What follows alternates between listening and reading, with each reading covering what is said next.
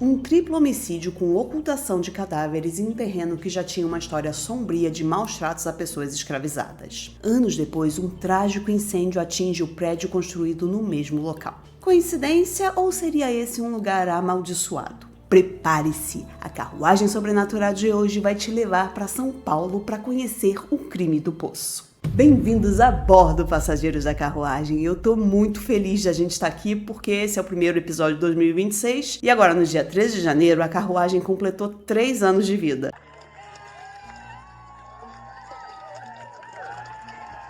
E, gente, 3 anos é muito tempo, né? Quando eu comecei esse projeto, eu não sabia se ia chegar tão longe ou quais eram os rumos da carruagem. E também foi um momento desafiador da minha vida. E então, tá com vocês na carruagem me ajudou muito. Tá criando conteúdo pra cá, pesquisando o tema, escrevendo, recebendo carinho de vocês, porque assim, é muito legal todas as respostas que a gente recebe. Muita gente, eu e os cavalos. É muito legal o carinho que eu recebo de vocês nas DMs, os comentários que vocês deixam no Spotify, agora no YouTube também. Isso me dá muita alegria e me ajuda muito a continuar, porque assim, né, ser criador de conteúdo é muito glamourizado, muito bonito, mas não é uma coisa fácil. Assim, você tem que pensar em tanta coisa e é tanto trabalho, além do trabalho que a gente já tem, né, do trabalho regular, aquele que paga as contas, é muito difícil continuar. E a gente vê muitos podcasts, né, que começam e daqui a pouco perdem o fôlego. E por mais que a Carruagem Sobrenatural não tenha tido tantos episódios como eu gostaria no ano de 2025, eu tô contente da gente ainda estar aqui e queria agradecer especialmente quem tá aqui desde o início, né? Quem acompanha o podcast lá desde 2023, quando isso aqui era tudo mato e cavalos famintos. Muito legal ver o podcast crescendo nesse tempo e eu me aprimorando também, né? Melhorando aqui e trazendo sempre os sistemas sombrios que a gente gosta de ouvir. E se você é novo aqui, seja bem-vindo, bem-vinda, bem-vinde e vamos lá que a nossa viagem tem que começar. Porque, como sempre, os cavalos já estão ansiosos.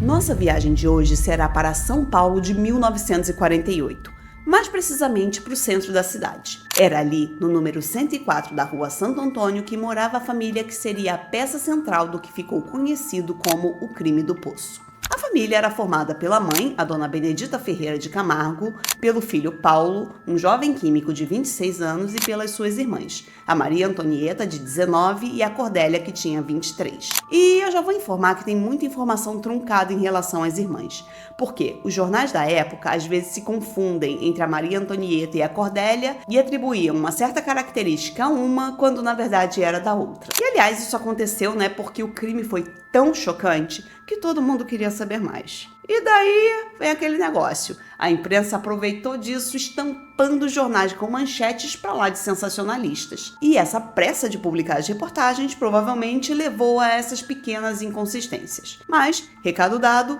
vamos seguir com a apresentação da família. O pai deles era o Carlos do Amaral Camargo, um homem que já tinha filhos de um casamento anterior e que tinha um temperamento violento e muito rígido com a sua família. De qualquer forma, o Carlos faleceu em 1939, deixando uma herança razoável para a esposa e para os filhos. Mas a dona Benedita não era assim exatamente um exemplar de boa administração financeira. Então, ela acabou gastando a maior parte do dinheiro. Com isso, em 1948, quando a tragédia ocorreu, grande parte da renda da família vinha só do trabalho do Paulo. O Paulo era professor assistente de Química na Universidade de São Paulo, a USP. E ele também era membro da Associação Cristã de Moços em São Paulo, onde a sua irmã Maria Antonieta trabalhava como datilógrafa. A dona Benedita tinha 56 anos e era uma senhora de valores rígidos e tradicionais. Tanto que ela exigia que as suas filhas se vestissem de uma forma bem recatada, sem mostrar parte nenhuma do corpo, e as moças acabavam usando roupas que eram até meio retrógradas para a época.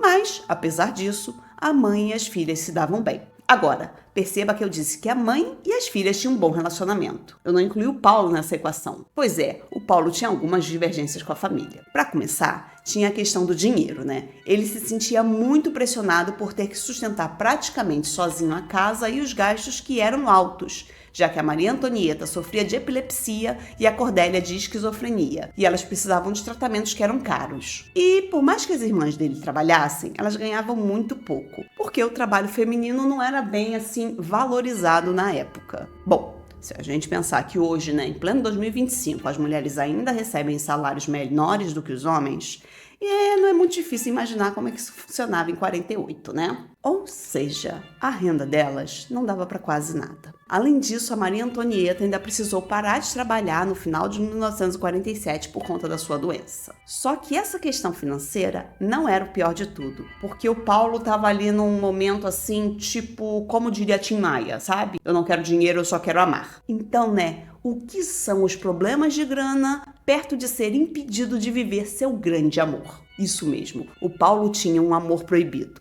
Ele estava apaixonado por uma moça que a sua família simplesmente não aceitava. Um momento meio ali Romeu e Julieta, sabe? E esse era o elemento que corroía emocionalmente o Paulo. Ele não queria de forma alguma estar separado da sua amada. Mas eu não vou me adiantar muito nessa história da namorada dele. Então vamos deixar esse amor reprimido um pouquinho mais reprimido e a gente volta nele lá pra frente. No mês de outubro de 1948, o Paulo contratou 2 pedreiros para a construção de um poço no quintal da casa dele e fez questão de acompanhar a obra de perto, monitorando o trabalho dos dois para garantir que tudo estivesse de acordo com o que ele esperava. As pessoas olhavam e achavam aquilo tudo meio estranho. Afinal, nessa época, a cidade já tinha um fornecimento de água encanada. Então, as pessoas começavam a se perguntar, gente, mas pra quê? Pra quê? E o Paulo sempre respondia que ele estava planejando fazer uns experimentos químicos para a produção de adubo e que para isso ele ia precisar de água sem cloro. Como a maioria das pessoas não tem conhecimentos químicos o suficiente para saber se isso é verdade, todo mundo aceitou a explicação sem maiores questionamentos. Até mesmo porque, né, ninguém ia imaginar qual era a verdadeira intenção com um poço de 5 metros de comprimento e 2 de largura que ele estava construindo. Por volta ali do dia 5 de novembro, o Paulo avisou no trabalho que ele ia se ausentar por uns dias porque ia fazer uma viagem para o Paraná. Até aí, mais uma vez, nada para se desconfiar, né? Teve até um colega de trabalho que emprestou uma mala para ele. Eis que, dias depois, ele reaparece contando que, infelizmente, a sua mãe e as suas irmãs tinham falecido num acidente de automóvel lá em Curitiba. Nesse momento, todo mundo percebeu que ele estava assim esquisito, meio perturbado. E claro que ninguém desconfiou de nada, porque é o esperado, né? Uma pessoa que perdeu todos os parentes, a gente espera que ela fique abalada. Mas aí começam a surgir os indícios de que tinha algo bem errado no ar. Para começar, o Paulo não dava muitas informações sobre o acidente e a morte da sua família, o que também podia ser causado pelo luto, né? Aquela coisa, cada um reage da sua própria maneira às perdas da vida. Mas o que realmente não me encaixava era o fato de que ninguém sabia nada sobre o enterro da dona Benedita e das suas filhas. Elas tinham sido enterradas no Paraná, ia ter um funeral para elas em São Paulo. Ninguém sabia, porque o Paulo simplesmente não respondia às perguntas de ninguém sobre o assunto. E de boa, eu fico aqui me perguntando se ele acreditou que dava só pra falar que a família morreu num outro estado e não trazer um atestado de óbito, não trouxe uma matéria de jornal do lugar onde elas tinham morrido, mas ele achou que essa desculpa ia colar. Enfim, vamos seguir, menino tão inteligente não pensou nisso. Como Paulo não deu muitos detalhes sobre a morte e o funeral da mãe e das irmãs, alguns parentes deles resolveram procurar a polícia para informar que aquilo tudo estava assim estranho. Daí, o delegado Vicente de Paula Neto enviou um telegrama para a polícia do estado do Paraná, pedindo mais detalhes sobre o acidente que matou a família do Paulo. Mas sabe como é, né? Naquela época, não tinha agilidade de comunicação que a gente tem hoje em dia. Então a resposta levou dias para chegar. E foi nesse intervalo, enquanto o delegado esperava a resposta, que 2 vizinhos de Paulo compareceram à delegacia com informações que mudariam tudo e que levariam à descoberta do crime. Esses vizinhos eram Bruno Bosato e Paulo Mazzi, 2 italianos que estavam há pouco tempo no Brasil e que, por coincidência, também eram químicos. O fato é que eles informaram para a polícia que vinham notando eventos estranhos acontecendo ali na residência da família Ferreira de Camargo. Para começar, eles contaram que a Cordélia, que era pianista, tinha um concerto no Conservatório de Música de São Paulo no dia 6 e ela simplesmente não apareceu. Além disso, nem a dona Benedita nem as suas filhas foram vistas desde o dia 4. E eles contaram também que nessa noite eles tinham ouvido uma discussão vindo ali da casa do Paulo. E tem mais. Eles disseram que tinham visto uns operários ali na casa, trabalhando no poço, mas que quando chegaram lá no dia 7, o poço já estava tapado por tijolos. E esse momento, né, dá aquela reação assim, não, para tudo. Quer dizer que a pessoa cava um poço no quintal para tapar ele alguns dias depois? Realmente tem coisa errada aí. E isso tudo é pra gente parar de reclamar dos vizinhos fofoqueiros, né? Porque eles ficam ali, ó, tomando conta da vida dos outros. Nesse caso, os intrometidos fizeram toda a diferença. O delegado, então, resolve investigar mais. Ele foi até a casa com 2 detetives no dia 22. E, depois de revistar a casa, eles não encontraram nenhum vestígio de que um crime podia ter acontecido ali. O Paulo foi intimado a comparecer na polícia e, chegando lá, deu as mesmas explicações que tinha dado para todo mundo, falando que a família tinha morrido durante a viagem para o Paraná. A polícia não tinha nenhuma prova concreta de um crime.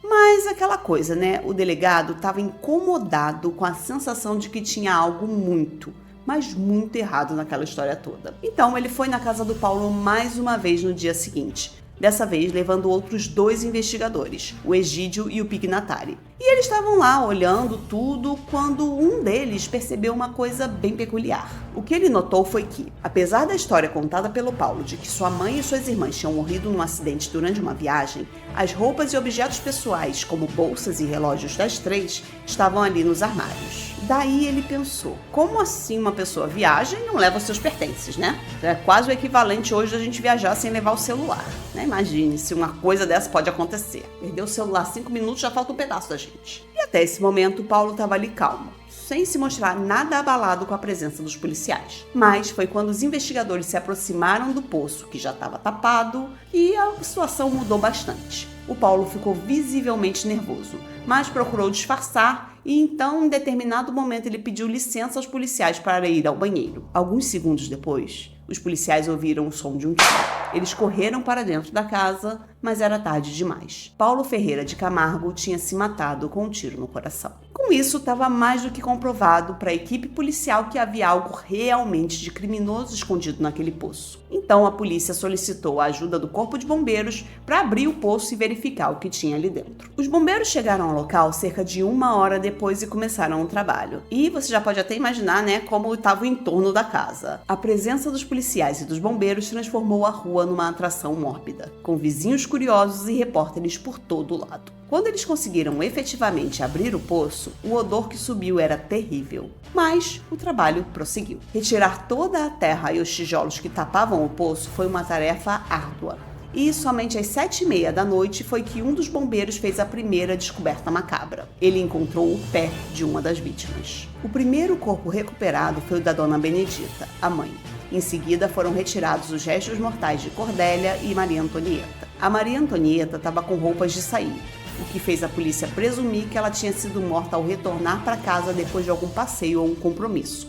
Enquanto a sua irmã Cordélia e a sua mãe Benedita estavam com roupas que se pareciam com camisolas, indicando que as suas mortes deviam ter acontecido durante a noite ou nas primeiras horas da manhã. As 3 estavam com o rosto coberto por um capuz preto amarrado com uma corda ao pescoço. Elas foram mortas a tiros. A Cordélia foi vítima de 3 disparos nas costas, enquanto a Maria Antonieta e a mãe, Dona Benedita, tinham cada uma levado 2 tiros nas costas e 1 na nuca. A polícia supôs que elas tinham sido mortas depois de terem sido dopadas com algum entorpecente. Com essas descobertas estava finalizada parte do mistério. E também tinha certeza de quem havia sido o responsável. Mas ainda restava a pergunta: por quê? O que levaria um jovem teoricamente normal e sem antecedentes violentos a planejar e cometer um crime tão brutal contra a própria família? A polícia começa então a busca por uma pessoa que poderia esclarecer todo o enigma: a namorada do Paulo. O problema era que, como o romance era proibido, eles descobriram até que existia uma namorada. Mas os vizinhos e colegas de trabalho do Paulo não souberam informar o nome dela. E assim, tudo o que a polícia sabia a respeito da namorada misteriosa do assassino era que ela era enfermeira. Com isso, a delegacia emitiu comunicados aos hospitais da cidade de São Paulo, para que a administração questionasse suas funcionárias e informasse a polícia caso descobrissem quem era a tal moça que tinha um romance com Paulo. Em 24 de novembro, apareceu na delegacia uma moça de 23 anos chamada Isaltina Florência dos Amaros. Ela se identificou como a namorada do Paulo e se mostrou disposta a fornecer todas as informações que fossem necessárias. A Isaltina contou que tinha conhecido Paulo há uns 6 meses e que os dois logo tinham começado a namorar. Porém, a história do casal tinha um obstáculo. A família do Paulo não aceitava o relacionamento pelo fato dela não ser mais virgem. Mas o Paulo disse que não tinha problema nenhum nisso e disse que a amava independentemente do seu passado. Inclusive, sabendo do fato de que a namorada do seu filho não era mais uma moça virgem e que ainda por cima, preparem-se, ela era pobre, como ousa, né? A pessoa tem tanto defeito junto, não tem ironia. A dona Benedita tinha sido, contra o relacionamento. E era assim uma coisa aberta, não era um negócio assim de falar mal da nora pelas costas, não. A Benedita batia o telefone na cara da Exaltina quando ela ligava e tentava forçar o filho a abandonar a moça. Vamos lembrar, que a mãe do Paulo era uma senhora extremamente apegada aos valores tradicionais e que ela controlava duramente as suas filhas para saber o que elas vestiam para garantir que elas sempre tivessem uma aparência respeitável. Com tudo isso, não é muito surpreendente que o Paulo tenha ficado extremamente irritado com a atitude da família, especialmente porque ele era meio ali, que a única fonte de renda de todo mundo e se sentia muito mal de ter que aturar os preconceitos vindo das pessoas que ele sustentava. Apesar disso, segundo a Exaltina, o Paulo era muito dedicado à família e sofria muito com as doenças que as irmãs tinham. Ela também contou que o Paulo tinha se apaixonado por uma outra mulher antes dela, mas que não pôde se casar com essa outra namorada por circunstâncias alheias à sua vontade. Ou seja, é possível que já fosse alguma questão da família mesmo que não aceitava. E a Exaltina disse ainda que o Paulo andava com os nervos abalados nos últimos tempos, pelas brigas constantes na casa e que vinha inclusive fazendo o uso de injeções calmantes. No dia 6 de novembro, a Exaltina se encontrou com o namorado e ele estava assim um pouco estranho. Em certos momentos parecia alegre e em outros ele ficava logo cabisbaixo. Ele contou para ela que a sua família tinha ido passar uns dias numa fazenda em Curitiba. No dia seguinte, o dia 7, o Paulo buscou a namorada no trabalho e os dois foram para a casa dele, já que a mãe e as irmãs estariam viajando. Eles passaram a noite juntos, mas o Paulo estava muito nervoso e a Exaltina chegou inclusive a aplicar uma injeção sedativa nele. Na manhã seguinte, ela foi embora para o trabalho e não teve mais notícias do namorado por 3 dias. Até que, no dia 17 de novembro, ela recebeu uma carta. A Exaltina mostrou aos policiais a carta que ela recebeu do Paulo quando ele estava em Curitiba. Sim, o Paulo viajou até o Paraná só para mandar a carta de lá. Tinha o carimbo de Curitiba no envelope da carta. O Paulo relatava na carta, a morte dos seus parentes com muitos detalhes, dizendo que elas tinham saído em um passeio de automóvel e que um caminhão sem freio causou a colisão que fez com que o veículo que elas estavam saísse da estrada e rolasse numa ribanceira indo parar num rio. Segundo a carta do Paulo, todos os ocupantes do veículo teriam morrido na hora. Ele apareceu na casa dela um dia depois e eles conversaram.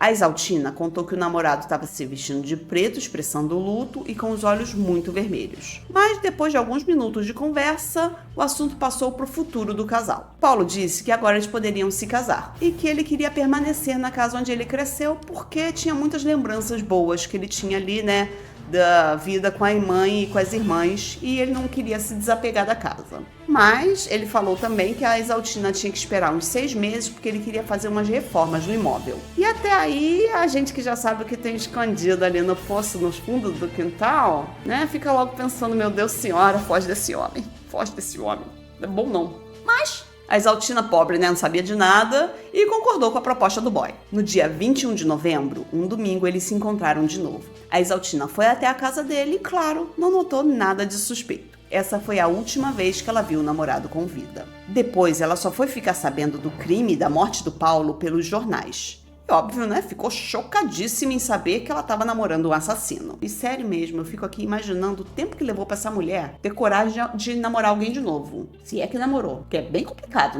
Imagina, tá namorando um cara e descobre que ele matou a família. E queria que você fosse morar na casa onde estão os corpos ali no quintal. Difícil. Mas a história que a Exaltina contou é bastante convincente, tirando a parte do acidente de carro, que ela não sabia que era mentira.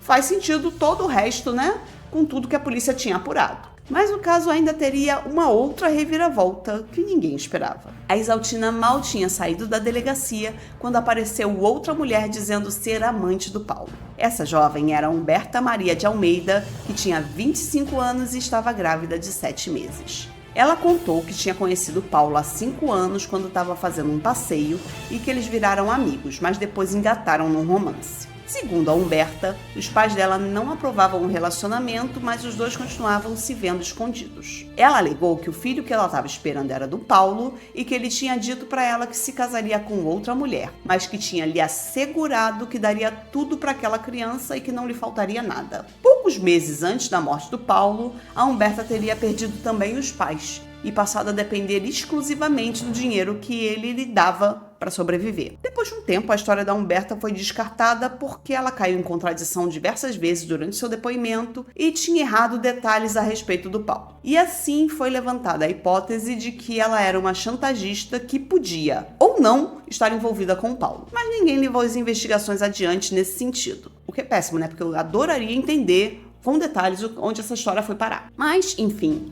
o triplo homicídio abalou a cidade de São Paulo e repórteres da época noticiavam a comoção que o crime causou. Os leitores devoravam cada nova edição dos jornais em busca de mais detalhes sobre o que teria levado Paulo a assassinar toda a sua família. Até o Oswald de Andrade se interessou avidamente pelo que teria acontecido e publicou uma série de textos sobre o assunto num jornal da época. Um fato adicional é que no quarto do Paulo foram encontrados diversos entorpecentes que podem ter sido utilizados para apagar as suas vítimas antes do assassinato. E também apontam para a possibilidade, de que ele fosse viciado nessas substâncias. Os colegas de trabalho dele disseram também que o Paulo andava com o nariz excessivamente vermelho e os poros dilatados demais no período que antecedeu a sua morte. Mas aquela coisa, o que realmente levou o Paulo a cometer esse crime é algo que nós nunca vamos saber com certeza. Teria sido a situação financeira e a pressão de sustentar a família que teria levado o Paulo a cometer o crime? Ou será que foi o desejo de poder estar livre para se casar com a Exaltina, a moça a quem ele amava? O possível vício de Paulo em entorpecentes teria sido um dos fatos que o levou ao crime? E por fim, teria a jovem Humberta dito a verdade sobre seu envolvimento com Paulo?